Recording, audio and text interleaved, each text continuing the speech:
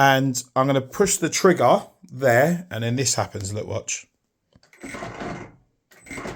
So before the clutch even kicks in, it's got an electric cut off. Do you see? Look.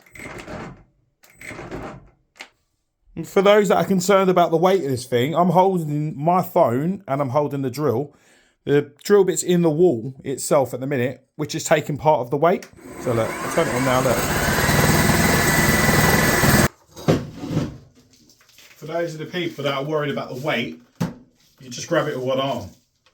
You know what I'm saying? It's not actually as heavy as it looks. Solid bit of kit though.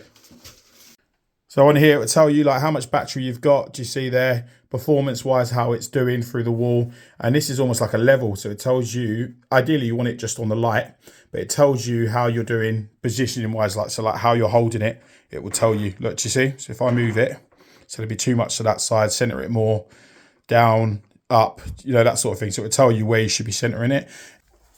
So this, you can try before you buy. Speak to Andre. I'll put his link on the thing there. Give him a shout, and he'll put you onto the local rep to your area, so you can try it out before you invest into something like this. It's got different speed settings on the top here as well.